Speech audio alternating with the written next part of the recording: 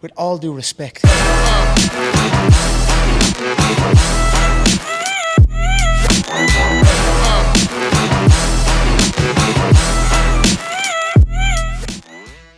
This computer. All right. Ooh, recording in progress. All right. Episode 25. With all due What an respect, entrance. that's an extra episode 25. We are live with Mike Wine. Well, not live. Some people are watching it dead, but we are episode 25 with Mike Wines, our favorite person to have on here. By far, my favorite person to have on here, besides me and Gray. For two reasons. We have great conversations, and we tend to get into the nitty gritty. And you know what I like probably the most about it?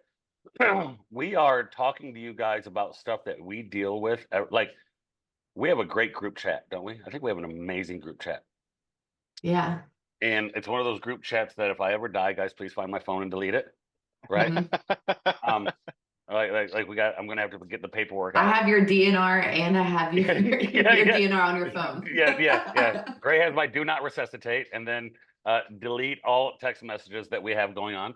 Mhm. But when we bring Mike on the phone or on our podcast, it's usually because we start bombarding Mike with real questions that we're seeing with clients. And Mike, who's still currently in PA school for another, what, 6 weeks, 8 weeks? Yeah, 4 weeks, 6 weeks, whatever. Nitty gritty, bro. I love it, huh? Crazy. See the light at the end of the tunnel? Yeah. Yeah, that's awesome.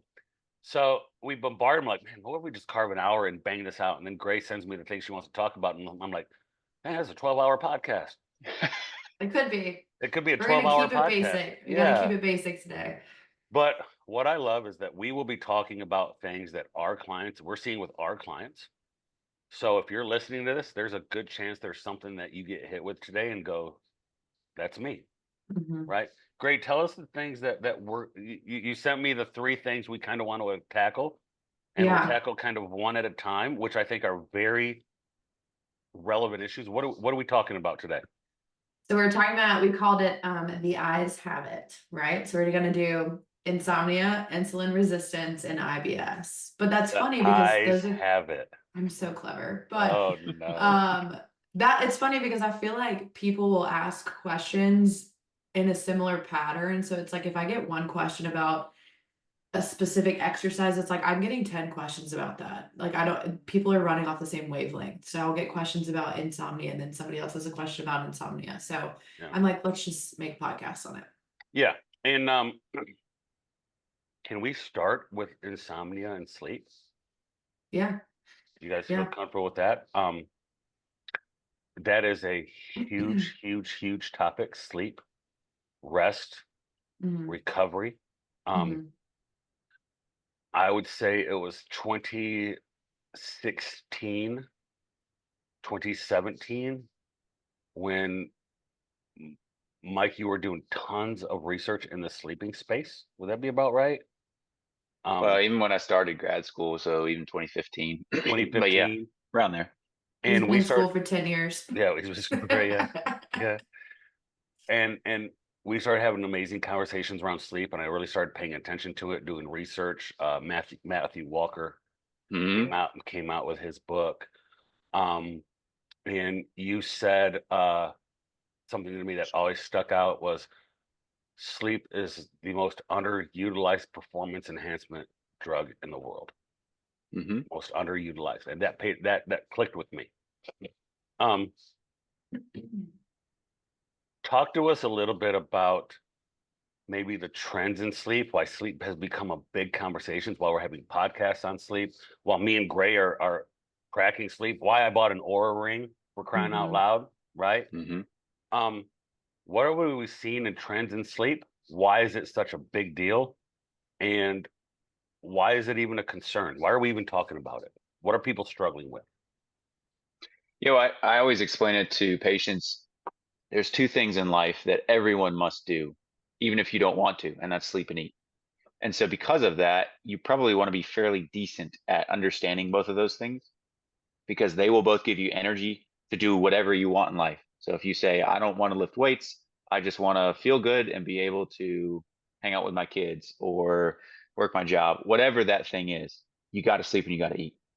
And so now the conversations become very interesting because you have all these wearables that came on the market, Whoop, Oura Ring, Apple Watches, and then people realize, oh, this has data in it that I can track. And then we have this age of information where if you have data, you're in control, quote unquote. And so everybody's latched onto that. So the conversation is now moving in that direction, which is good because now people are actually starting to pay attention. We were just talking about this with a number of other things prior to recording. And so once people start talking about something, it gets attention. People actually start caring about it, and then they potentially may start making change. So with sleep, part of the reason I got interested in it was just from a performance perspective initially. What are all the variables that we can optimize to improve one's performance? But the more I looked into it, the more that I realized that if you don't sleep, you will ruin every facet of your life, even if you don't realize it. So people will say, I sleep 5 hours a night. I sleep 6 hours a night. I don't notice anything. I'm absolutely fine. The follow-up question is, well, then how much caffeine do you intake? And when was the last time you didn't have caffeine? Or I'll ask patients, what's life like without caffeine? Oh, I don't know. I don't ever not drink coffee. I don't ever not drink an energy drink. And this is pervasive. Even when you talk to healthcare providers, I can tell you probably 95%, 98% of all of the individuals I've worked with over the last 2 years are heavily caffeinated in medicine because it is exhausting and because there isn't much sleep. Most of those people are overstressed and overworked and underslept. So that being the case, sleep has now kind of come mainstream with the public, and people are like, hey, this is probably important. I need to pay attention. And you definitely need to pay attention if your goal is weight loss or if your goal is lifting more weights faster or getting stronger. Any of these sort of performance metrics we always talk about and people really care about. Because at the end of the day, if people want to look better, they got to lift heavier weights and they got to run faster and they got to do all those other things that lead to the change in aesthetics. People want the outcome, but it's really the inputs that we should be focused on. And sleep is one of those major inputs. So I don't know if that answers all your questions, but that's kind of at No. least how we got to today. Yeah. Yeah, I think it does. Gray, what are you seeing? Why was this the first thing you listened was like, hey, we're gonna record? Why was sleep insomnia? Now we gotta get not everybody who doesn't sleep has insomnia, right? Like, Yeah, that was like a big thing. okay. Josh, you love to say people that say, oh, I have insomnia, like I can't fall asleep. So that's one thing that we need to address is if you really have insomnia or if you just have really shitty sleep quality or shitty sleep habits, Yeah. that's one thing to definitely address. But it is such a trend right now, and it is something I work really closely with my clients on is getting better sleep because you are a different person when you can get quality sleep. And I know that for a fact. I used to be one of those people that was like, I can get 6 hours of sleep and I'm fine. I'm fully functional. And then I started working full time and I was like, okay, I need to work on my sleep. And I feel like a totally different person now. And it's something that I'm like, I have to get my 8 hours in. It's something that's a top priority for me. So just kind of diving into again sleep quality and like how to get better sleep quality and addressing your sleep habits if you actually have insomnia or not. Yeah, I guess how are we determining the difference between I have insomnia, right? Or I just really don't pay attention and don't have good sleep. Mike calls it sleep hygiene. Sleep hygiene. Yeah. I like that word. I use that word. Yeah. How do we identify between I have insomnia and I just have crappy sleep habits? Valid. So I think we have this idea in nutrition that everybody always talks about, intuitive eating, and that's paying attention to when you're eating and what you're eating. But not too many people are intuitive sleepers, meaning that people just think, oh, I closed my eyes and I lost consciousness for X number of hours every night. So that's good sleep. And now we're seeing with wearables, I have some people that they'll bring me wearable data and it's like, hey, well, you're getting 20 minutes of REM sleep. And they're like, yeah, is that good? It's like, no, you should probably be getting at least an hour of REM and an hour of deep sleep each night when we're looking at this objectively. So if you're getting a third of that, well, you're leaving some things on the table, so to speak. And so it doesn't matter what your goal is. If you're like, listen, I'm just an entrepreneur, I want to work my job and make as much money as possible. Well, that's great. You need to then have your brain functioning at the highest level possible. If you sleep, doesn't have to be more, but if you sleep better, you will function better. You will make more money. You will be more successful. And so insomnia is just this global umbrella term. And so you can typically break people down into kind of two different categories: trouble staying asleep or trouble falling asleep. Sometimes they fit into both. And so medicine we'll typically approach people and say, oh, you have trouble falling asleep, we'll give you this medicine. You have trouble staying asleep, we'll give you this medicine. Well, if you look at one of the references that most medical providers use called UpToDate, it basically is a search database that has truckloads of information to reference. At the top of insomnia, they have a lot of algorithms. At the very top of one of the algorithms I posted on my Facebook, it says pharmacotherapy is not an initial first-line strategy for sleep disorders, meaning that there are many, many, many, many other things to do before you default to a drug. That being said, there's also no drug on the market which mimics normal sleep. So people need to know that. There is 0 drugs on the market. There is one drug currently that is a melatonin receptor agonist, meaning it binds to the melatonin receptor. Well, you know what else does that? Melatonin. So they made this fancy drug that they can write a prescription for, which does the same thing as melatonin. Again, it's neither here nor there, but the point is there is no drug on the market which mimics normal sleep. It's all sedation. It knocks you out. People are like, oh my gosh, I slept so good. Well, yeah, if you get a concussion and get knocked out and lose consciousness, you probably feel like you took a good nap too. So it's the type of thing that we want to keep in mind. There's these 2 classes of insomnia. We can kind of break down each of those classes, but really you're like, well, how do I even know if I have insomnia? Here's the criteria straight from UpToDate. And you have to kind of meet one of each of these. So number 1, does the patient have difficulty initiating or maintaining sleep? And then do you wake up earlier than you want? That's the first one. Do you have any of these symptoms throughout the day? Fatigue, malaise, poor attention, poor memory, behavioral problems, hyperactivity. Nobody's talking about all the ADHD, ADD kids. Everybody's on screens at night. Nobody's talking about their kids' sleep. Again, we can unravel all these things. Third one, do you have at least 3 sleep disturbances per week? And then do the symptoms last for 3 months? So, and then do you have something else that might explain these things? If not, congratulations, you have insomnia. So 3 times a week for 3 months, you have any of those daytime symptoms, and then you can't fall asleep, stay asleep, or you wake up too early. That's insomnia. But again, it's just an umbrella. So then you get lumped under that umbrella. People are like, I don't know. You'll talk to people and they're like, well, I've tried melatonin, it doesn't do anything. Another key thing we should talk about, melatonin only starts sleep. It doesn't sustain sleep because the half-life, how quickly it gets cleared from your body, is about 60 to 90 minutes.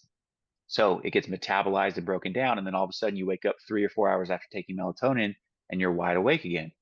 Well, that's because there's other contributing factors besides melatonin that keep you asleep. Blood sugar is a big one. And so that's kind of this other piece of the puzzle. So that's kind of the intro to this conversation. We could go 1,000 directions with it, but that's where people need to figure out which bucket do I fall into, starting or maintaining.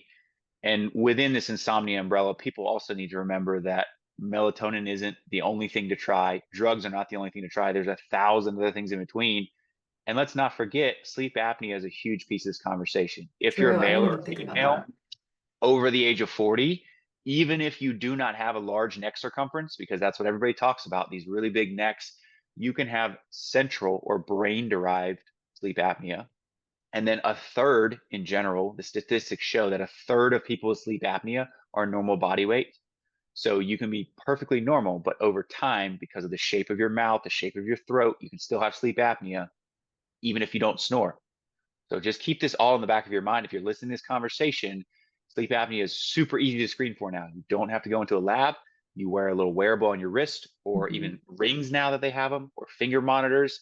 They monitor your oxygen overnight and see if you drop off because you stop breathing. Very easy to screen for.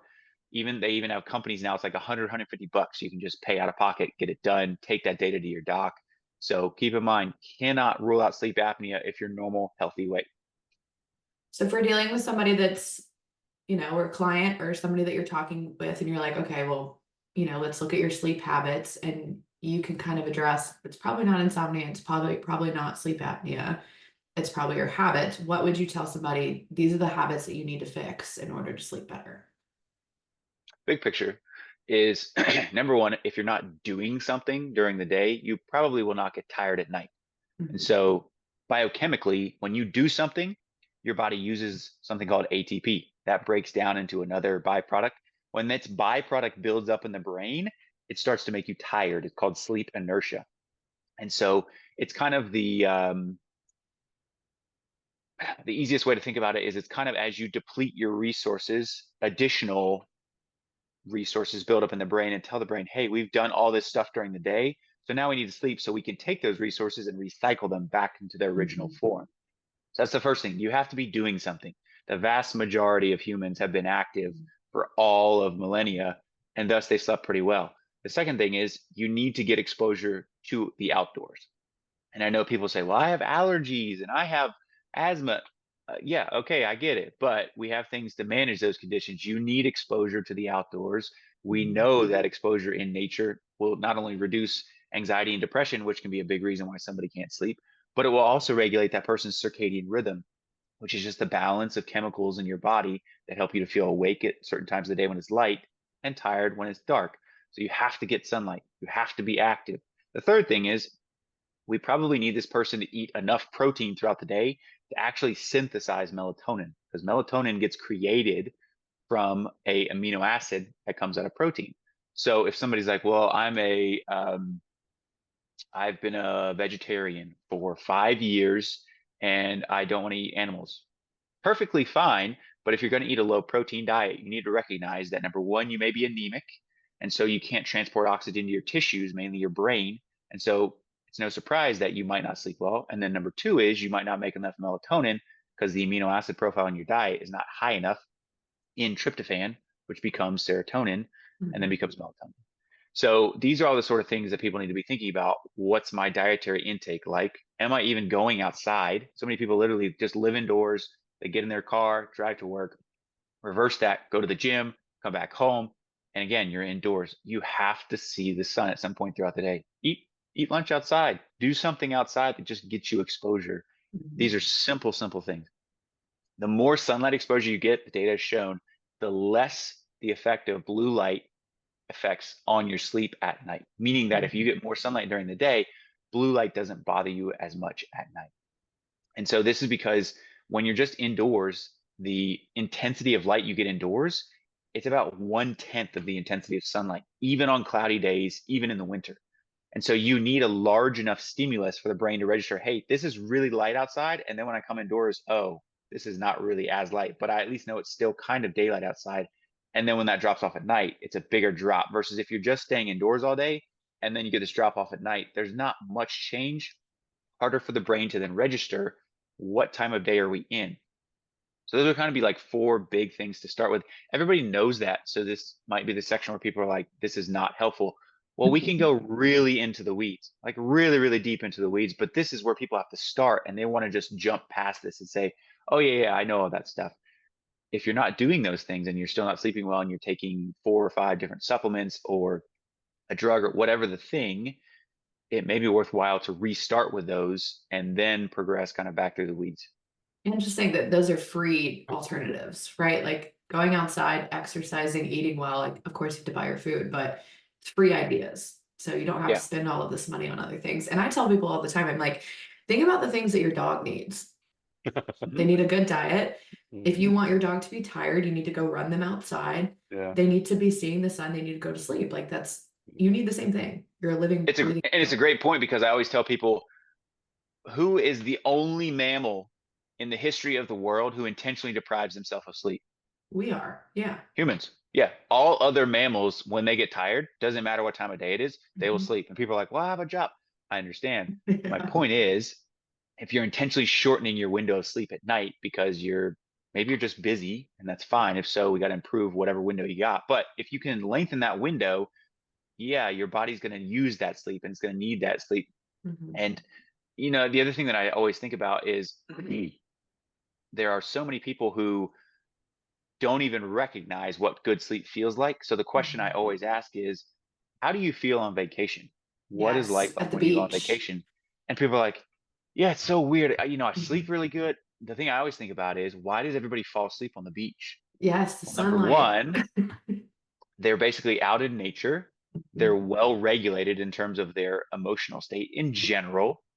They're around their family. They're not stressed. They don't have anything technological on them, no screens. And Mhm. now all of a sudden your nervous system is like, oh, this is great. I'm going to check out for like 2 hours. Well, those Mhm. beach naps, you wake up and you feel awesome afterwards.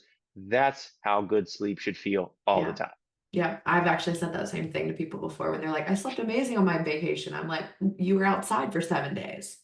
Yeah, I think Crazy.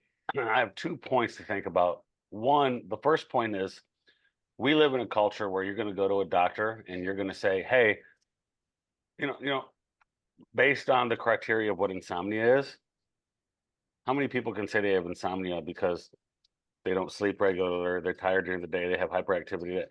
That's a really Most. easy. That's a really easy route to say, "Oh, I have insomnia," Yeah. and that's a very easy route for the doctor to say, "Well, I can put down that you have these symptoms. Now I can get your insurance to cover your medication.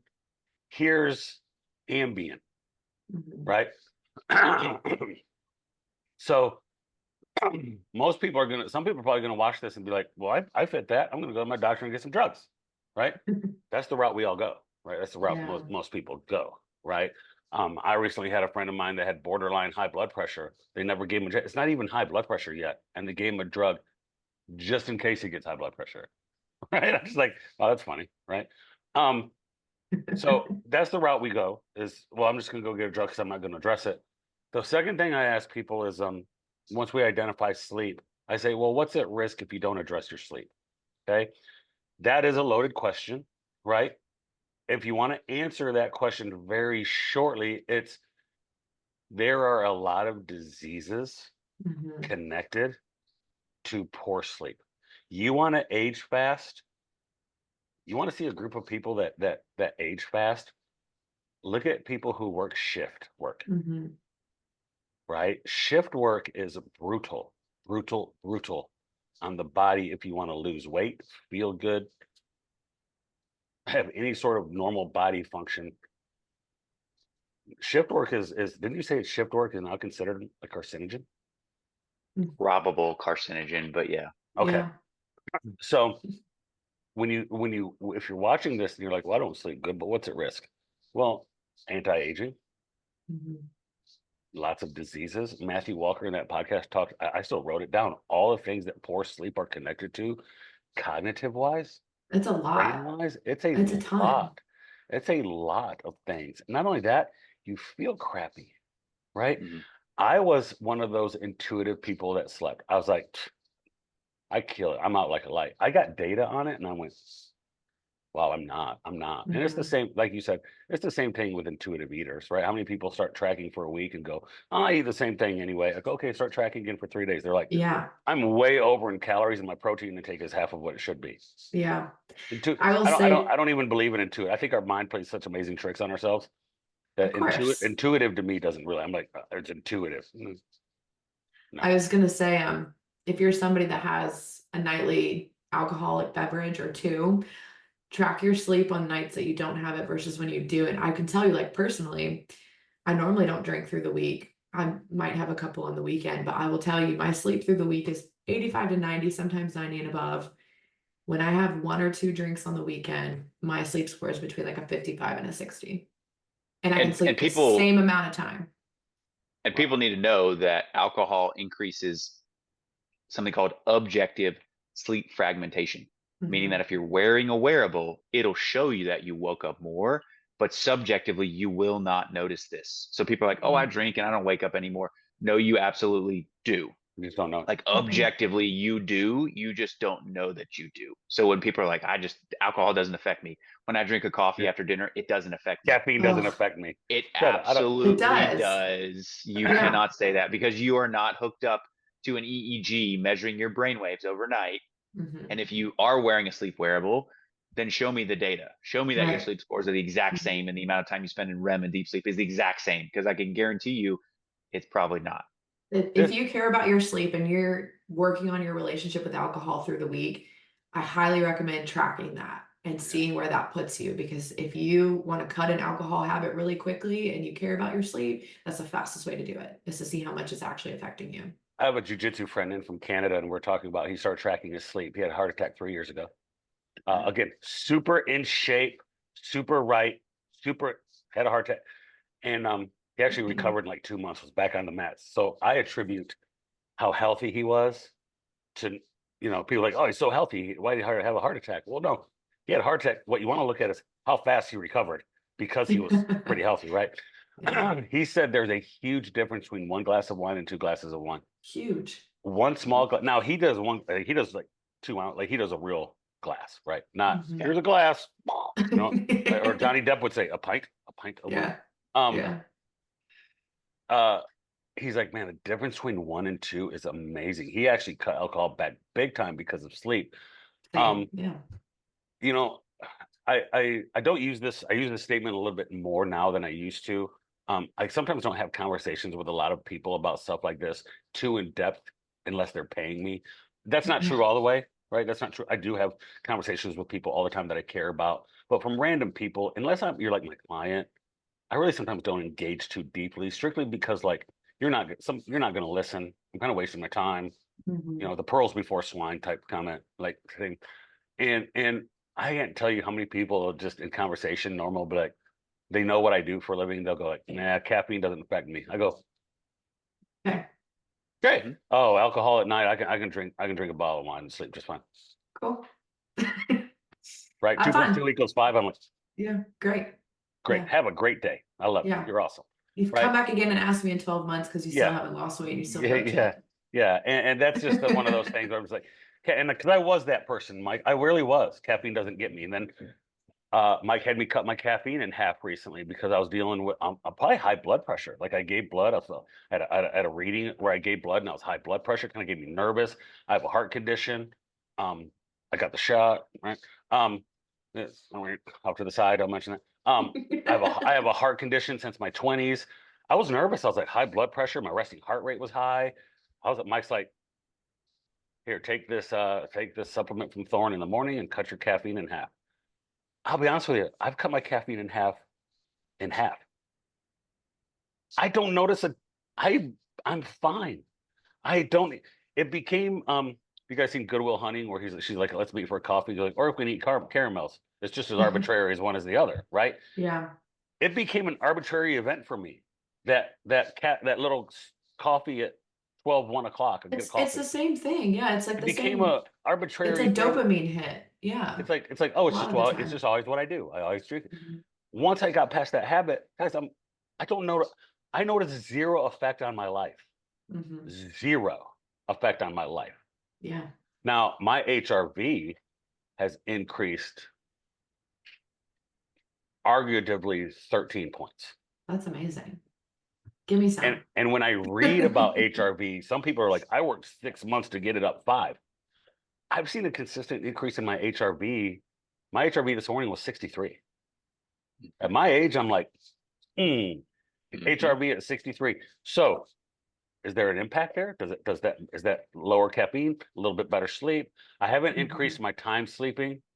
Like I still don't think I sleep enough hours, but the quality of it and my REM sleep is better. I stay asleep better. But I would take anybody on here and we can move on. Move on to the next subject. Yeah. Make an impact on your sleep. Even if you intuitively think you don't have a problem, see what it does for a month. Do the 30-day challenge. We always do 30 days. Yeah. Get a calendar out, find some way to track your sleep and track your sleep for 30 days and start making some changes and see what impact it has in your life. I like the 30-day, that came from Greg, right? The 30-day challenge. Mark it on And the calendar. sleep to me is one of the easiest ones to try to fix because the efforts that you have to do are easy efforts. Like it can be just sitting outside in the sunlight, right? Like it can be easy stuff. So 100%, it could be something that will make the most change in your life by doing it the easiest way. Like it's the reward Yeah. for what you have to do Yeah. is Mike so Mike said great. it. It's the Yeah. cheapest. It's the cheapest. Yeah. It It's really the is. cheapest perform. It feels so much better. Insomnia is one eye, Mhm. right? The next eye, the eyes have it. The next eye is, what do you want to tackle, Gray? Either one. You can go insulin resistance or IBS. I would like to do either one. IBS Do it. because I think this falls in line with the intuitive side. Just like people say, I have insomnia. Mhm. People eat poison food and get surprised that they have a poison gut. Or live a stressed lifestyle and Yeah. same thing. And they're have a like, I stressed have gut. IBS. I think one of my favorite ones is I'm allergic to gluten. I have celiac disease. Have you been tested? Because I have a kid I know that has celiac disease. Life was miserable. Yeah, This poor like kid was struggling for months. Mhm, with celiac disease, and he came back as diagnosed with celiac disease. mhm. So IBS. How do you know you really have IBS? Is it just like sleep? Like, I mean, I know I'm probably asking questions, and Mike's just like, I'll tell you one way, Well, right? well, here's the funny thing about IBS. Like with your first question, you're like, well, how do I know I have IBS? You know. So many people get lumped under this IBS umbrella because it's called a diagnosis of exclusion, meaning Yeah. you go to all the ologists Mm. and they're like, well, you don't have this and this and this and this and this and this and this, and you still have, they now call it functional dyspepsia, aka you have a hard time digesting things when you eat them. And so what do they give you for that? They give you proton pump inhibitors like Nexium and these sort of things that reduce the acid concentrations in your stomach because that'll fix it. Either way, you get lumped under this IBS umbrella, irritable bowel syndrome. And then they have IBS-C, or irritable bowel syndrome with constipation, or you have Mhm. IBS-D, irritable bowel syndrome with diarrhea. So you normally fall into one of those two camps, but usually IBS, the criteria is you have alternating bouts of constipation and diarrhea. That's all it is. And then typically they also say you also have a comorbid condition with anxiety or depression like symptoms, which again are symptoms. They are not a disease. We should probably talk about that Hey, bro, too. if I got But constant diarrhea, I got anxiety too. yeah, Hey, dog. exactly. Like you Yeah, can't, yeah, how do yeah. you separate Yeah, that? if It's I like, can't poop for 3 days, or I'm in I'm constant state of anxious. pooping, I am sweating out in my car. Like I got to get somewhere in 20 minutes, y'all. Yeah, exactly. yeah, Less. yeah, yeah, Exactly. So yeah. like, so this is the criteria. I'm just telling you, like, this is the box you would have to fit into to get diagnosed with it. And so usually they say, well, one of these two things is causing the GI symptom. Either the GI symptoms are causing the anxiety and depression or vice versa, or you have, some sort of idiopathic, aka we don't know. That's medicine's fancy term for just saying nobody can figure it out. So it's idiopathic. Hmm. We'll just treat the symptom of whatever. And so they'll give you things like and people maybe they've gotten these medicines in the past, they've heard of them. Levsin is one where you basically give it for abdominal cramping. And so these people will kind of get spasms of the colon or spasms of their GI tract, and they'll feel crampy and they'll feel bloated, these sort of things. So like all of the medicine currently that's out there to treat these symptoms will give you relief. And that's great because everybody wants relief of their symptoms. But at the end of the day, does anyone really know why they have IBS? Not necessarily, because there's 10,000 reasons why you could have IBS. For example, one of the treatments for IBS that works really well is enteric coated, meaning they're coated with a special lining that gets to the stomach, peppermint oil. So literally like the oil you get from peppermints you eat after a meal, enteric coated peppermint oil reduces spasms of the intestines. And so you're like, that's super weird. Why would people take that for IBS? Again, you can get this over the counter, you can get it at Walmart. But the point is, that is one thing they found to work because in some people, their colon just spasm. Right. So now we peel back that layer of the onion. People are like, most people are like, okay, well, I just take the peppermint oil and I'm done. My brain is like, yeah, but why is your colon spasming? What are the things that leads to this? Like, this is the route we need to start taking and the lens you need to start having on your own health in your life. You're like, why can I not lose weight? Oh, well, it's because I am eating too many calories. Why am I eating too many calories? Oh, well, it's because I'm sitting in front of the TV from 7 o'clock onward and I'm bored and I don't feel like I have enough things in my life that give me a positive boost in mood because I don't have enough hobbies because all I do is work and then sit in front of the TV and eat. Yeah. Why don't I have enough hobbies? Well, because I don't have friends and I just moved to this town. Keep going with all of these Oh, yeah, questions. yeah, You can unravel yeah, all these, like when people are like, oh, well, I'm just so focused on my sleep or my fitness. Keep going. It's not about those things. yeah. You think it's about those things because that's the Mhm. perception you have on what you've told your brain. But oh, I have IBS. Why do you have IBS? Oh, well, because I have diarrhea. Why do you have diarrhea? Oh, because I eat these foods. Okay, why do you eat those foods? Well, because those foods make me feel better, or I ate those foods as a kid, and so I want to feel like I'm a kid. Yeah, but why do you want, like, keep going? This is what I'm Yeah. trying to get people, the lens I want people to have on their life, because we all make choices. That's what all of this whole conversation has been about. We're all making a choice to prioritize one thing over another. So if you go to bed early, you're prioritizing your sleep over the TV show. If you do the opposite, you need to recognize I am prioritizing TV show over good high quality sleep. That's okay. Yeah. All choices have rewards and Mike, consequences. And you're hitting home. I would argue too that when you can do that, and that's like a big thing I work on with my clients too, when you can do that, you become less emotionally attached to your decision making. That's the whole purpose. It's like when you can dive into the why behind things, a lot of the time it's like, it's not that big of a deal. It's just like it's something I'm prioritizing today or something I'm not prioritizing. Man, Mike, you're asking a lot of people to go into a little bit of their identity. That's hard for a lot of people, man. Like you're not just talking about like I don't know if you guys have ever been friends or known somebody, or I have a friend who is a binger. Great friend of mine, dude. Like I love this guy. Um, and he's gone through about 3 months of overcoming it. Like 3 months of overcoming it. And the hardest part is, well, why are you a binger? Like that's beyond what I do sometimes for some of these people. But it wasn't until he admitted to me when he was struggling losing weight. He's like, dude, sometimes I drive home and I know I don't got, like my wife doesn't pick me home. I'm 30 minutes early. He's like, I'll stop and slam 2 Big Macs on the way home and then eat dinner with my wife and make it be a salad. So I look like she thinks I'm paying attention to my health.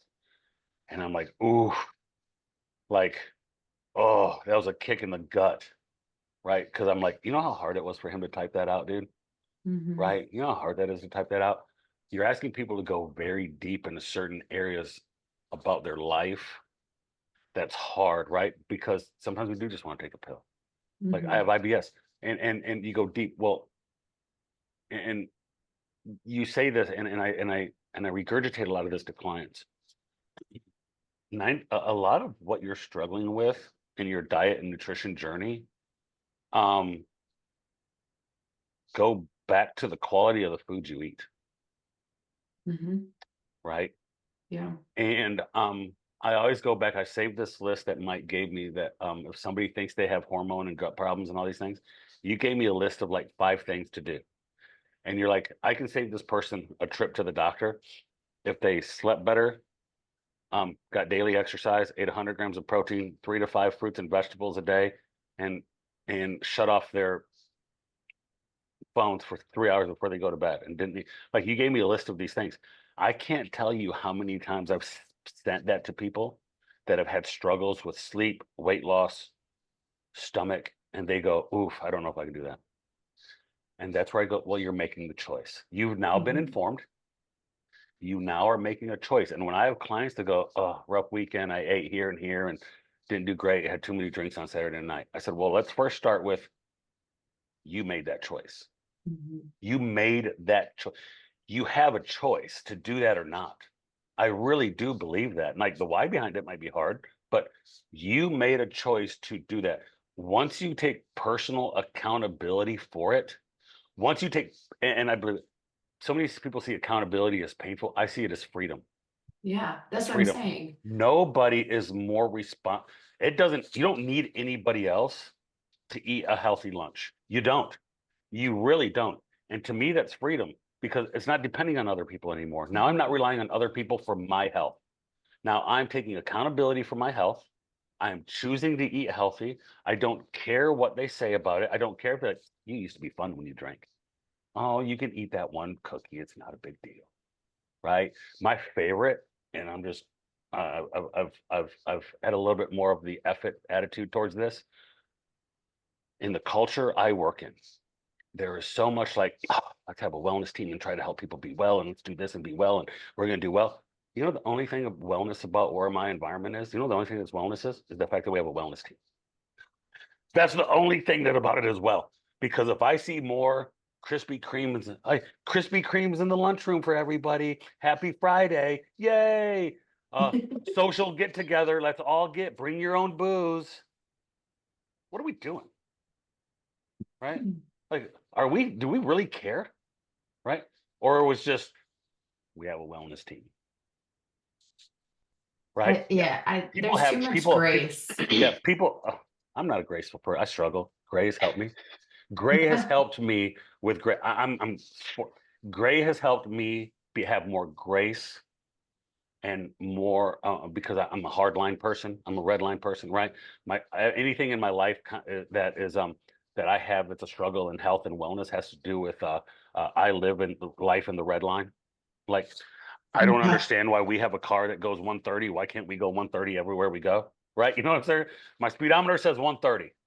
I should be able to go 130, or else why do we have it? Right? That's my personality. But once people start taking personal accountability for it, it's very pruning. It burns off dead wood, right? It's very pruning when you start taking personal accountability. But you said it, Mike, you have a choice. Yeah, you do. You really have a choice. And I think in this whole conversation, I spiraled us. So sorry. No, If you're you're fine. watching this, I spiraled us Yeah, yeah. because there is a group of people who they're like, I eat perfectly and I Yes. still have IBS Yes. symptoms. So why do I care about the rest of this conversation? So if that's you, lock back in with me real quick. There is a group of people that you're like, I only eat one ingredient whole foods. And yet every time that I eat these foods, I get gas and bloating and I look like I'm 3 months pregnant or whatever the symptom is, I immediately get diarrhea. And so in general, here's your criteria. So just for how your body should respond to a meal. If you eat a meal and you immediately get sleepy, this is a problem. You Oh, should eat a meal and you should feel nothing other than I am now full. That Mhm. is a normal human physiological response to the meal. If you have your bowels move within 20 to 30 minutes of the meal and it's normal, it's not diarrhea, that's perfectly fine. Everybody's bowel motility is different in terms of how they respond to a meal. If you immediately get diarrhea, that is not normal. If you get done with a meal and you immediately feel bloated, or 2 to 3 hours later, you feel super bloated and overly full and you feel like you're going to pop, that is not normal. So if you fall into this category, what is the initial treatment for IBS? If your doctor diagnoses you with IBS, they will put you on something called a low FODMAP diet. mm. Don't worry about the abbreviation. It's fermentable oligodisaccharides, monosaccharides, and polysaccharides. It's just basically the fibers in foods that ferment. They will tell you to remove all those fibers, and you can look up the low FODMAP diet online. And thus, this might or may not help you with your bloating. Along with that, they will likely tell you, hey, let's do something to address your associated symptoms like anxiety and depression. That's the baseline starting point. For some people, that does help. You need to recognize where your symptoms are, when they start, and how long they last. This will help you to understand where the potential problem is. With GI dysfunction, or when I say dysfunction, I'm talking about symptoms from mouth to rectum, because that's the whole GI tract. And so if somebody says, I have GI dysfunction, let's figure out where it is. And you always want to work north to south. Meaning, if somebody is not chewing their food and eating in a very stressed environment, that may be the solution. That's the starting point for digestion in the mouth. The brain recognizes that food is coming via smell.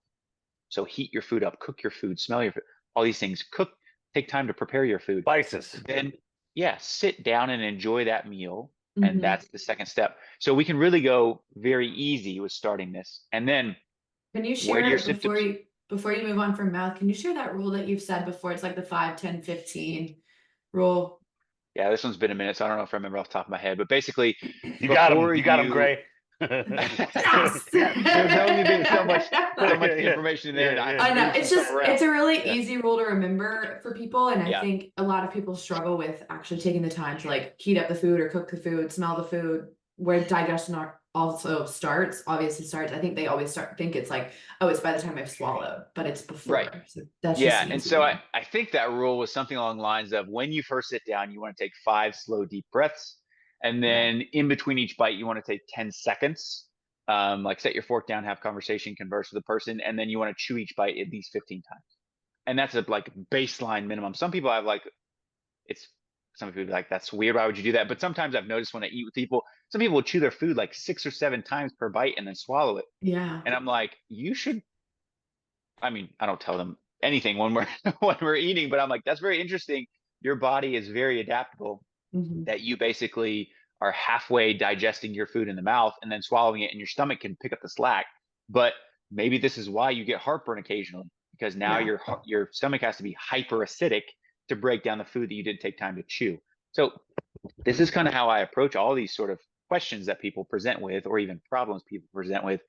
if the appropriate steps that the body's always had in place to function normally are done, the body will function normally. Give it the right input, you get the right output. So work north to south, and then figure out where your problem starts. Does it start as soon as you eat the meal? So as soon as you begin eating, you get stomach symptoms, or do the symptoms occur 2 to 3 hours after the meal, which is now the food is moved into the small intestine?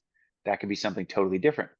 Or are the symptoms immediately after the completion of the meal is over? For example, I know some people that they don't have confirmed allergies to foods, but they might have intolerances, and so they eat dairy, and all of a sudden 20 minutes later they get diarrhea. That's an immunological response to that dairy protein. The body's trying to literally flush it out. That's what diarrhea is. So when you get diarrhea and vomiting, it's the immune system's way of getting rid of whatever the thing is that it doesn't want in there as fast as humanly possible. So if you understand that, IBS takes on a little bit different light, where you're like, oh, I eat and every time I get diarrhea. Okay, so why is the immune system dumping excess water into your colon? What is it trying to flush out as fast as humanly possible? Sometimes it is a food allergen. And people need to understand, if you go to your doctor and you're like, hey, I want to be tested for food allergies, this is a very, very nuanced thing. And you need to understand that raw food and cooked food are not the same allergens. And so if you go to your doctor and ask for food allergens, most of the time it's going to be the raw version of foods. And so when you cook and denature those proteins, it changes the structure of the food than when you ingest it. And so you'll have a different immunological response to that food. So sometimes people can do, for example, there was a period of my life when I was dealing with some food allergies where I couldn't do protein shakes, but I could bake with protein powder in things and cook it and then eat it, like proteins and muffins. Now, subsequently having worked on my GI health, I now can do protein shakes again. So it's been a very interesting full circle to realize, okay, so this does change over time. And the way that you cook things, for example, couldn't do an omelet with eggs, but if you baked with eggs, like in whatever, cakes or pancakes or something like that, didn't notice anything. So we need to understand that with food allergens, the way the food is cooked, the degree to which the food is cooked, if you cook it longer versus shorter, so soft boiled eggs versus scrambled eggs are two totally different protein structures. And so if you go to your doctor and you're like, well, I've had all this food allergen testing with the allergist, if you do a skin prick test, it is for a very specific type of immunoglobulin called IgE, immunoglobulin E. And that's basically part of your allergic response to foods. And so they test just for that, but you have a number of immunoglobulins. You have IgG and IgA and IgM, all of these different immunoglobulins. So you could eat the food and not have an IgE response, but you still could have another associated IgA response, which is immediate, or a delayed response, which is IgG. So this is why it's a very, very nuanced conversation. And I will make the blanket statement: do not, under any circumstances, buy a direct-to-consumer food allergy test like Everlywell. Do not do this. You are 100% wasting your money. It is highly inaccurate, and it will not lead to better decisions with your diet. The best way to approach this is to go through a clean slate and remove the most common food allergens. There's tons of lists online, but it's going to include things like dairy and wheat and soy, corn, all of these sort of food allergens, and then re-add them systematically. And people are like, I don't want to do that. It takes time. I just want somebody to test me and tell me what it is. Oh my God. I understand. It is a very I can't. frustrating process. I can't have do that, done dog. that. I have done this to the level of removing every spice and re-adding one spice at a time. So when I tell you I understand this at a very, very, But you're built very different, Mike. personal level. You're built different. Well, in my opinion, Um, if it's bad enough, you do it. If it really Oh, sucks, Yeah, 100%. Yeah, if it if you really get diarrhea sucks, after you every For do meal. some, but Yeah. for some people just want to complain that they have diarrhea after every meal. They're just Right. going to keep doing it. And for some people, I'm like, don't make it more complex than it has to be. Just go 2 weeks without dairy and then switch and go 2 weeks without gluten. Those are the two most common ones. Sometimes it's that simple. You don't have to do it all the way to the top. People are like, if it's not perfect, I don't want to do it. Just try something. Try something and start with these two heavy hitters. For some people, that solves it. And they're like, oh, well, I can't have dairy. Well, then we can get even more esoteric. Is it liquid dairy or is it solid dairy? Can you have a little bit of cheese, but you can't have milk? Or can you have a little bit of yogurt, but you can't have sour cream? Like, there are ways to really differentiate this and even incorporate some of those elements within your diet. But no one, absolutely no one, can tell you exactly what you should or should not be doing without you doing a little bit of trial in it. And the Yeah, best thing about it is too, is that like if you actually go, because I've had to do this before, Mike, you helped me with mine. When you actually go through it and take the time to eliminate it and then slowly bring it back into your diet, you can eat it again a lot of the And you time. become conscious of whether or not it actually affects you. If people are just Right. eating the same thing all the time, you have no idea. There's no baseline. Yes. yeah. Yeah. The Everlywell thing is something I've done the thumbs up thing too. I've literally had people be like, I need help with my nutrition. I have my Everlywell results. I can't eat green beans. Okay.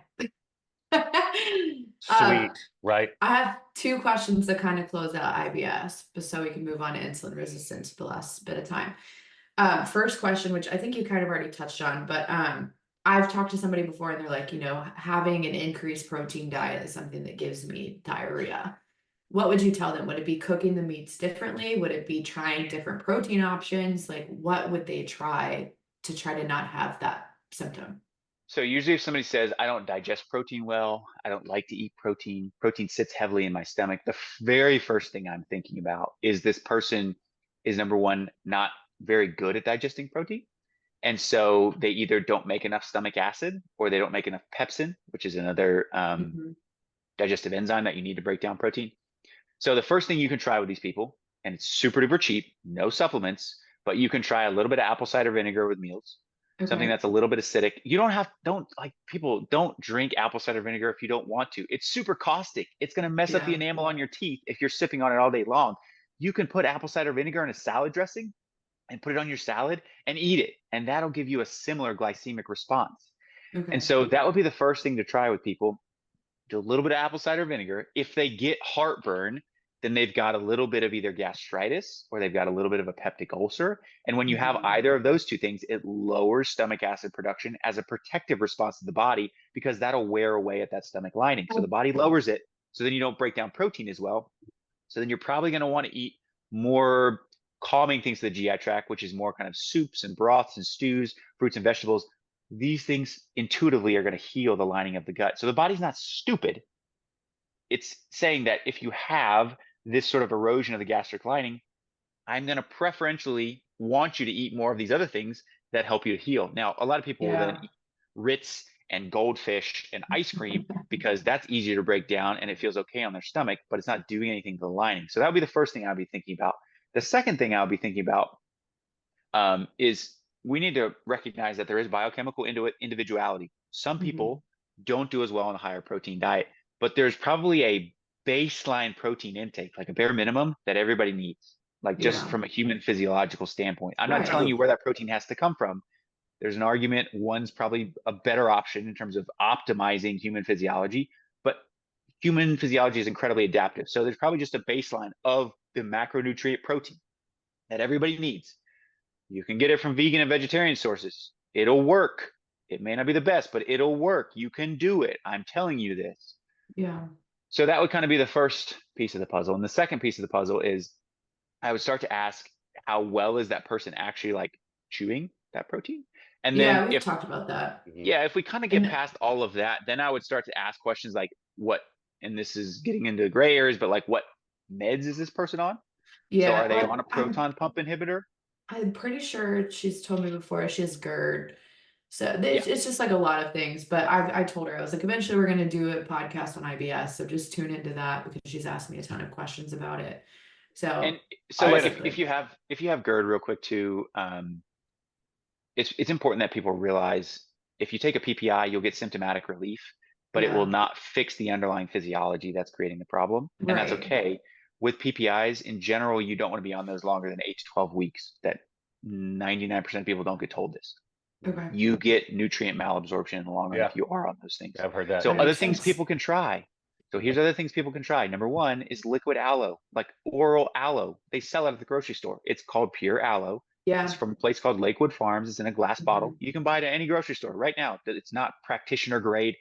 Go buy some aloe, drink it, flavor it however you want. Add pomegranate juice, add pineapple juice, doesn't matter. But that's the first thing. The second thing is if you have GERD, you have to change your diet. Yep. I'll say it again. You cannot Yeah. keep eating the same diet if you have GERD. You can't eat acidic things. Yeah. So the apple cider vinegar challenge for people with GERD, if you take that, if you take the apple cider vinegar and your GERD or heartburn gets less, It's because you're a hypoacidic individual. If you're hyper, your GERD will get worse. You can take a tablespoon of baking soda, drink that, it'll neutralize the acid. So that's kind of the easy way to fix that, quote unquote, test. But try the aloe. There's two other things that you can try. Number one is deglycerized licorice, DGL. And so what they found is this actually coats the gastric lining. And so this helps acutely with heartburn symptoms. You can go, if this is stupid cheap, don't go get it on Amazon, but go look around. There's tons of companies that make it. I would tell you my two most favorite products for GERD right now. If you're listening and you have GERD, go find these. They are hard to find. These are practitioner exclusive. So if you can't get them on Amazon, but it's by a company called Biotics. It's called Gastrozyme.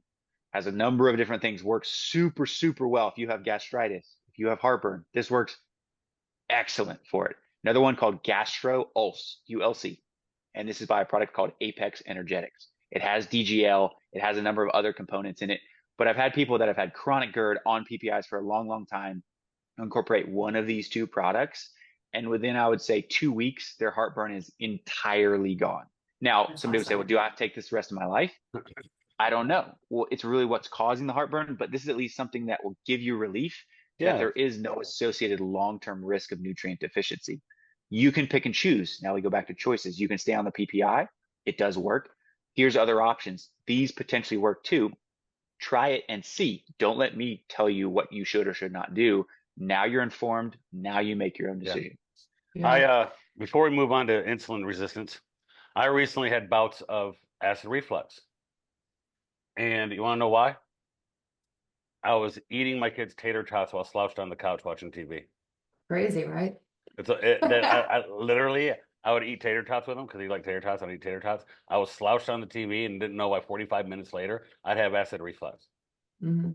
Yeah. So Yeah. kind of- And here's two other ones too, just like that. When people are like, they don't put two and two together, lemon water Mhm. and carbonated beverages. Mhm. Both of Oh, yeah. these things increase acidity in the stomach. Yes. So if you have yes. GERD, you cannot keep drinking these things all day long. You have to completely stop them for an entire month, or let's say 2 weeks. And then let's see what your GERD is like. Yeah. Insulin So- resistance. Yeah, and Yeah. so I wanted to touch on fiber too, but fiber can kind of tie into, insulin resistance and just making sure that we And get better. here's your foods short in. answer on But- fiber. For some people, it makes it worse. For some people, it makes Makes it better. Yeah. You have to we try went over it and that in the see. group. Yeah. We went over that in the group. What Psyllium caused- husk and flaxseed. Those are the two things when people are like, what do I try? Psyllium husk and flaxseed. Metamucil is psyllium husk. You don't have to get that. Literally go out and buy some ground flaxseed, put them in a smoothie, see if it helps. Cool. Why insulin resistance? What was the Because it's always trendy. People are always, you see the commercials on TV for Yeah. whatever drug, and it's Yeah. I have insulin resistance. Yeah. And Casey I needs also pumping the don't glucose monitor, think- right? yeah, I don't continual think glucose people know what it is. I don't think people understand fully what insulin resistance is. So give me a simple terms definition of insulin resistance. Every single hormone in your body only functions if it binds to a receptor. And insulin is another hormone that follows this trend. So the way it works is you eat a meal. Let's say you have ice cream.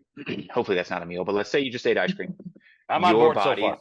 Yeah, love it. I'm in. So your body, now the blood sugar starts to go up, and your brain doesn't like for your blood sugar to be too high for too long.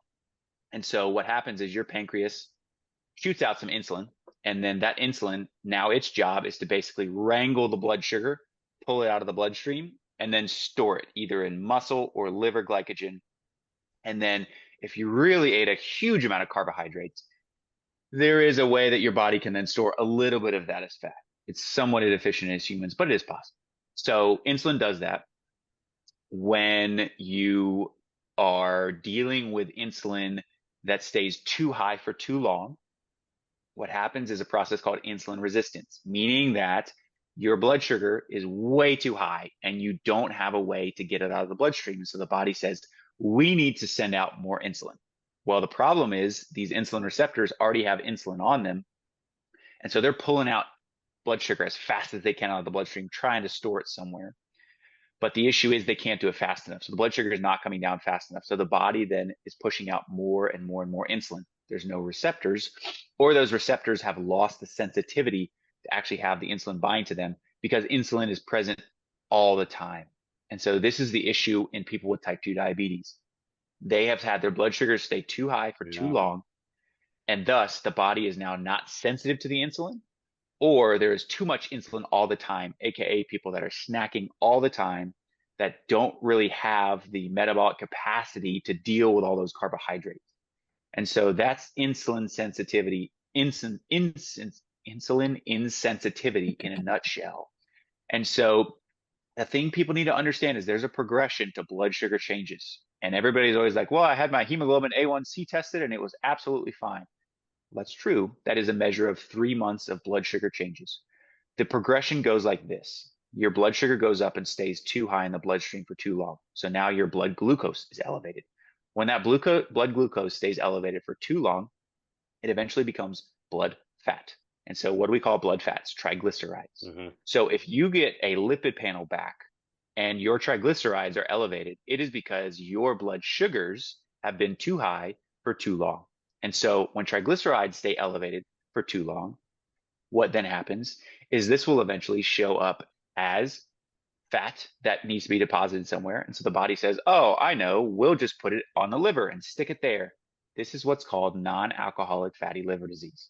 And so if you're somebody who has ever heard any of these terms, or if you just have a high triglycerides, this can potentially, and high triglycerides can happen for many, many reasons. But if you're remotely healthy and you're just noticing your blood sugars creeping up, now your triglycerides are elevated, this is the progression. And so really when we say A1C is now all of a sudden elevated, these other progressions have been taking place before all of that. And so people are like, my blood sugar's up. Who cares? Why does it even matter?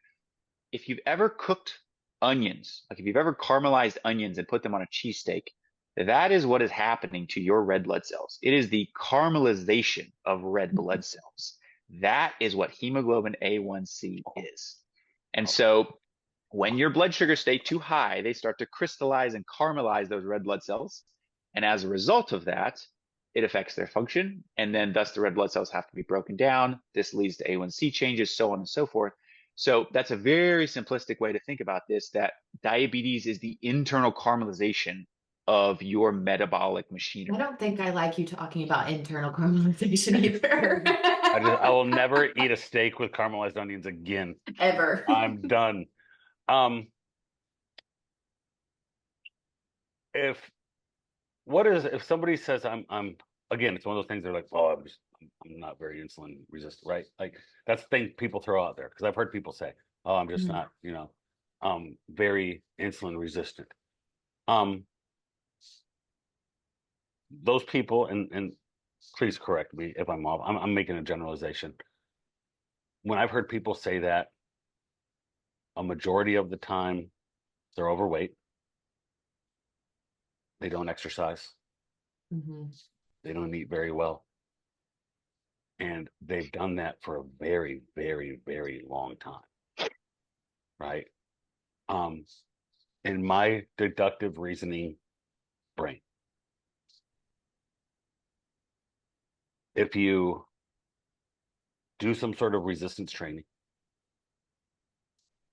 improve the quality of the foods you eat, get enough protein, eat carbohydrates that single source, I call them single source carbohydrates, like eat better. Yeah, lower glycemic. Yeah, eat single source carbohydrates.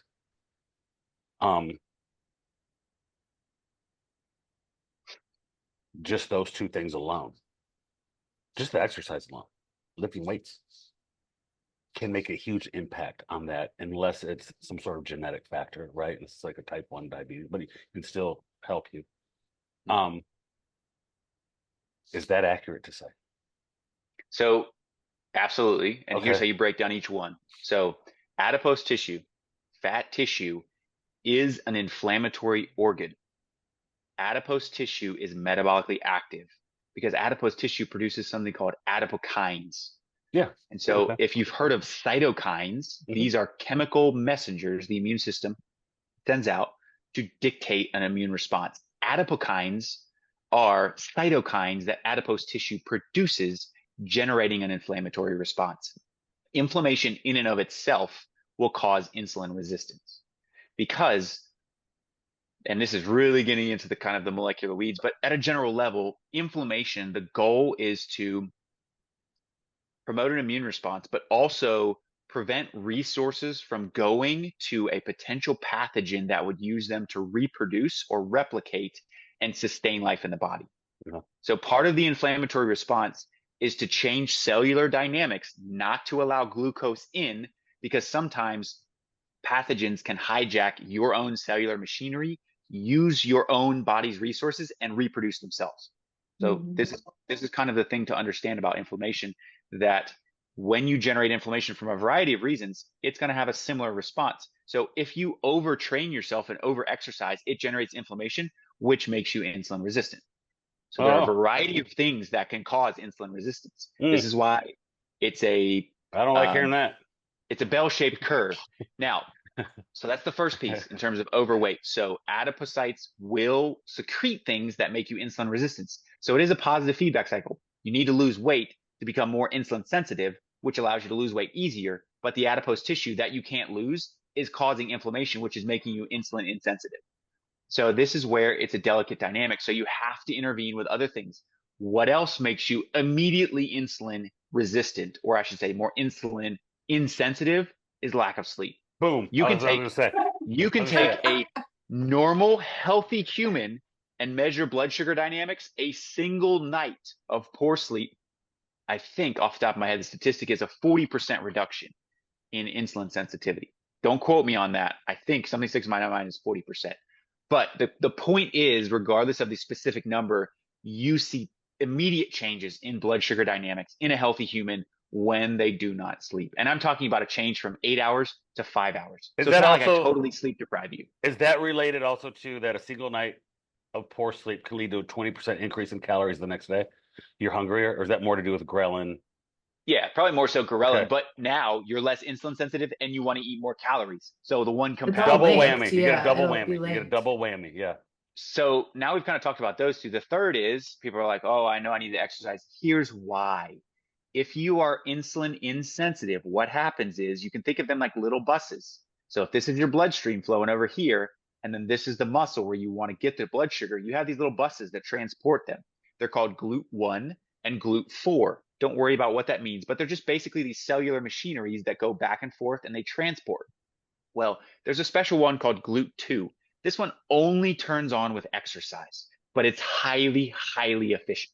Mm. And so if you are somebody who struggles with blood sugar issues, especially if you're somebody with an actual chronic disease like type 2 diabetes that has associated blood sugar issues, you have to exercise because this makes you so much more efficient at utilizing blood sugar. And so recognize when you are active, you turn on all of these buses, quote unquote, that shuttle the blood sugar out of the bloodstream. Well, now the fourth piece of that puzzle is we can't have excess passengers. And so that's the blood sugar that's getting on the buses to be shuttled into the muscle and the liver. And so you can't have excess passengers. You have to eat a well-balanced meal that keeps a steady blood sugar rise. Because this is almost like when you try to travel for the holidays and you go to the airport and there's 100,000 people all in Terminal C and you're all trying to board the same aircraft at the same time. Not everybody's going to get on, and the other people are going to be pissed because they have to wait in the terminal and drink the crappy Bud Light and eat the stale burgers and fries that have been sitting in the freezer for 9 months. Well, it's the same sort of thing with blood sugar dynamics. We have to make sure that we have an adequate number of passengers to get on those buses. And so how do we empty those buses and how do we actually get that into the muscle and into the liver? You get rid of the passengers, the stored blood sugar in the liver and the muscle by activity. So here's where you complete the cycle. So you literally will then break down that stored blood sugar, get rid of those passengers, send them off to their actual destination when you exercise, which allows you to be more insulin sensitive. And then when you have less passengers coming in at a normal flow rate, aka you're eating a well-balanced meal with protein, fat, and fiber, and maybe some carbohydrates, PFF, that's the formula here, then you have nice slow influx of blood sugar. Those people can then be allowed to then get into the muscle and into the liver through those three different buses that we talked about. And thus they will then get to their destination when you're active. So you have to do all of these things together, but this is where we zoom out, where we come back from the biochemistry and the cellular molecularly cell kind of microbiology because people get lost in that and they love talking about the minutia, but this is the hierarchy of you have to do these 10 things, all the things we've been talking about, plus or minus a few more, and you have to do them well, consistently, 80% of the time. We tell people you got to eat 80-20. 80% of the time, you got to eat real food. 20% of the time, you can do what you want and you have enough variability, which that's about 1 or 2 meals per week for those wondering. If you eat 21 meals a week, you can eat 80% of the time, good food. 1 or 2 of those meals, you can do what you want and be absolutely fine. It's the same thing with the rest of your life. So when people are like, well, I still want to go out and have a drink on Saturday, fine. That's absolutely fine. The other 6 nights of the week, you don't drink alcohol, you sleep great, you exercise, you see the sunlight at least for 20 or 30 minutes of the day without sunglasses. Could be driving into work, could be sitting out at lunch. This is the big picture. This is where we kind of bring it home. This is what you do about it. Mhm. I told you we could do it in an hour. No, I tell you, so I track my food, but I do eat kind of intuitively. Like I manage, like I could eat a really crappy breakfast and still adjust for the rest of the day to get my numbers. I've just been doing this a long time. I've had this question to you. On the days that I lift and I'd intuitively just kind of eat and don't really like I'll eat normal during the day and really start paying attention to my food around 4 o'clock so I can adjust the rest of the day to be within a number. On my lift days, I am probably even intuitively, some of it's I eat 40 gummy bears a day on lift days. But it's 75 grams. All right, 75 grams of carbs post workout, eat a 25-gram shake, like 3-to-1 gummy bears, but that kind of nerd out on that, right? Bro science. Yeah, bro science. And I will push, and I only remember this because I was showing somebody my food yesterday. I will push 400 to 550, 450 to 500 carbohydrates on a lift day, intuitively. And about 300 to 350 on a non-lift day.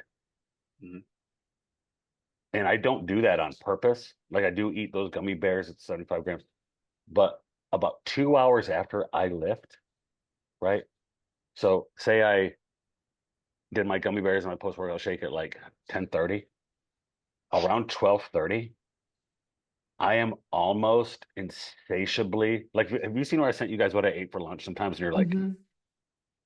who organized? It's because This is a hotel buffet. I'm pulling food out of the cabinet at 12:30 to eat, and I don't care what it is.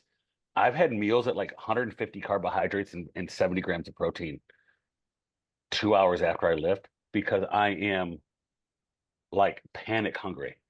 Yeah, that's Right? how I am after I work out Is too. that dip in blood sugar because of those gummy bear? Like, Yeah, it definitely could be.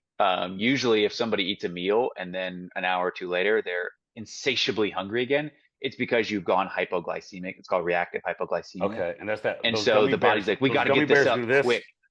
Those gummy bears go, and then I go, Right. and then I mean, I can almost hit it to a T. Like I almost plan my day to make sure I'm around food 2 hours post lift. Yeah. Because if I'm not, I'll be like looking around the I'm office, hangry. I'm like looking at people, I'm like staring at people. I'm like, you got food in here? Right? You got food? I'm looking in their office. I'm like, you got anything to eat in here? Right?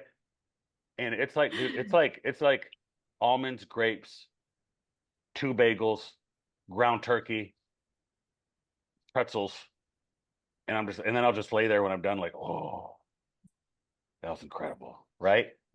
That's that blood sugar, right? That's that blood sugar, that drop. Yeah. And on my lift days where it's You insane. just have to But think about your energy output too. Like my energy output's so great by the time that I've yeah, gone Yeah. through And my energy output, I'm like, I've got to eat. yeah. and people may listen to you and they're like, oh my gosh, how can you possibly eat so many carbs? The thing to keep in mind is that think of carbs like a sink, like your kitchen sink, and you've got a drain, and then you've got the Oh, water coming in. So the carbs is the water, Hmm. and the drain is basically the amount of activity you do and the amount of muscle mass you have. And the sink is the size of your body. So bigger people have a bigger sink. The more oh wow, active that's you are cool. and the more muscle mass you have, your drain is now huge. Hmm. But if you're a very small person, if you're a petite female, you work out 3 times a week. And other than that, you work a desk job or whatever it is, and you're not super active. Well, yeah, your flow of water into that smaller sink with a smaller drain needs to be less and you can't consume as much. That's okay. Or if you build That's up, because just the more water it goes in, if Yeah. it's not going, it's going to build up, build up, build up. correct. And that goes back to now we can watch. These are labs that are going to get drawn at your physical. Watch your triglycerides, watch your fasting blood sugars, and then ask your doctor if they'll run an A1C every once in a while. Sometimes they'll say no. You can now go on to LabCorp's website and just pay for an A1C or go Yeah. to any lab test now or Ulta lab test, Yeah. either one of those. You can buy them. Go buy a Yeah. A1C for 20 or 30 bucks. Yeah, you don't need your doctor to be like, I allow you, thou shalt not pass, right? Like Gandalf, like I got to go through my doctor for things like that anymore. You know what I'm saying? Like, I'm done. And let's be honest, if you're lifting weights, like your A1C is probably fine, but you may fall into the hypoglycemic camp and your A1C may be a little bit low. If it's Yeah. like 4.8 or 4.9, you might be running hypoglycemic and too low in between meals, like Josh is talking about. You eat a meal and 2 hours later, you're like, oh, that's weird. Fighting Like I'm getting people. brain Yeah. fog Yeah. and I'm getting super tired. And Hey, I'll get the this is sweats. stre- I'll sweat. That's when I know my blood sugar drops post lift. I'll get the sweats. Exactly. I'll get the Yep. sweats, and I'm just like, Exactly. ooh, yeah. Which probably ain't So- great either. I probably need to have. Yeah, I was about to say to everybody listening, Yeah. don't Don't do maybe that. don't Don't do do the that. gummy bears and whey shakes post workout. Yeah, Josh yeah. loves the sweats apparently, Yeah, yeah. so that's Well, his you know what? It's go-to, weird. You but- know what's weird? When you try to eat the amount of calories I try to eat on lifting days, you have That's to trick your system into being hungry. Yeah. Right. Yeah. Right. Yeah. I get that too. That's my maintenance is tough, you know. Yeah. It's Yeah. hard. 2,700, right? It's probably higher than that now. You eat but- 2,700 calories a day. If you tell most females that because Gray, you look great, you carry muscle, you're in shape. 2,700 calories will make most females go. What the hell? I know. Yeah. I Yeah. know. Mike, I know there's been times in your life where your calorie intake was crazy high. Every single person that I come in contact with now in medicine, they're always like, what is wrong with you? Because I nonstop, I will carry around 400, 500 calorie protein bars, like 3 or 4 of them. And then I will eat breakfast, lunch, dinner, and a snack in between every single one of those. So every Yeah. time somebody sees me, whether it's in class, at the hospital, I'm I am eating. always eating. And they're like, Same. dude, what the heck? Like, I'm It's like, called a But that's healthy my metabolism. favorite. It's You called a know healthy what? metabolism. It's my favorite for somebody to look at me and be like, "You can eat all that, and you're not fat," and I'm like, "Yeah, bro." You know what? Watch The me. misconception. It's funny. I'll go into the school cafeteria, or we'll have a pregame meal, and I'll go in and I'll order, and I'll go in and I'll get food, and the people that serve it will serve with food and be like, "Oh, we're having burgers today." They're like, "Oh, do you eat buns?" Yeah. Or Y'all like, too. You'll go like to like, "Oh, you don't eat fruit, do you?" Like they almost are like, "Well, here's a breadstick." Oh, do you even eat breadsticks? I Like, know. like I'm like, you know, yes, I'm human. I had I'm a not parent one boring." time go to me and be like, "Well, obviously you watch your carbohydrate intake's pretty low." I'm like, "No, I'm about 400." They're like, I had someone ask me if I wear a continual glucose monitor, and I my comment was like, I don't. It's nothing. It's not on my list of concerns. Because I said I'm at like 400 or 500 carbohydrates a day, pretty Yeah. insulin sensitive. Yeah. And they looked at me like I was crazy. They're like, "Oh, well, you need to have that No, I don't need a continual glucose monitor. Like I'm good. I'm good. I don't see the reason for me to do that. In a Yeah. short, is that just a cool thing that people are doing now? The continual glucose monitor, like, yeah, it's getting more trendy and now they're direct to consumer. So people can go and buy them. I like that idea though. I like that idea that Yeah.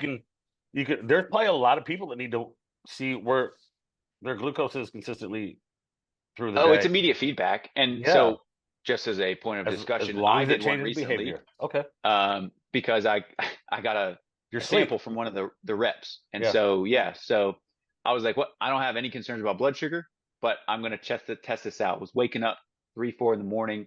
Usually if you wake up in the middle of the night, this goes full circle. It's either number one, you're lacking oxygen. So it's either sleep apnea, or number two, it's blood sugar dynamics. In general, it's one of those two. So your blood sugar drops low. What happens is you kick out stress hormones that brings your blood sugar up. And then all of a sudden you wake up and you're like, whoo, 4 a.m. time to get up. No, it's because your blood sugar is too low. So this was happening once or twice.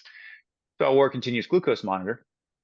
And first night I dropped below 60 like 3 different times and Mhm. corresponded with different awakenings. So I was like, Yeah. this is kind of Yeah. interesting. So I tell people they are a cost investment. Right now they're about $100. You can get them online.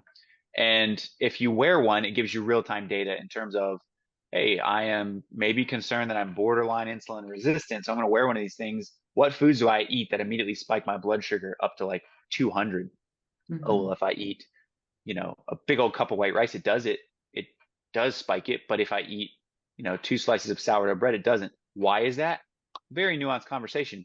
But the interesting piece of this kind of experiment that I did on myself was I noticed that when I ate more processed carbs, even though it was a lower amount of carbs, like I could eat like a Jimmy John's sub, and that bread would spike me up to like 160, 170. I could eat way more like homemade protein pancakes with oats and bananas and those sort of carbohydrates, and I would run like 130s. So 30 kind of difference, 30. That's great Um, feedback. That's phenomenal yeah, feedback. yeah. So it's kind of like, Yeah. am I concerned about either one? Not necessarily, but it further emphasizes the point that your blood sugar dynamics will change based upon the type of carbohydrate you eat. Even if you eat a larger amount of whole food carbohydrates, you might still have a really steady blood sugar rise. And then the one that completely threw me off was one time I just ate a big old bowl of ice cream, probably 2 bowls worth, because I love ice cream. Blood sugar was like 110, like didn't Mhm. drop, didn't change. So Crazy. I was like, so What? this throws off the whole, I don't know. Yeah. It's one simple data point, but it was very interesting that it's like, maybe it is the environment in which we're eating the foods that's changing blood sugar dynamics too. Whereas when I'm relaxed, having a little bit of ice cream, hanging out with family, watching a movie, my body's like, yep, we can handle this. We're just in cruise control. Whereas you're rushed, you're at work, you're eating this Mhm. Jimmy John sub, you're typing notes, and your body's like, yep, we're Yeah. just going to hit this blood sugar spike. Don't know. Again, we That's go back neat. to the That's neat. inflammation, the stress That's neat. component, insulin. Yeah. Don't know. Cortisol. Yeah. Don't know. Well, hey, Gray, we did it. We did it. We did it. I don't know if we did it good, but we did it. Um, Thanks, Mike. yeah, Mike, Yeah, we absolutely. really appreciate you here.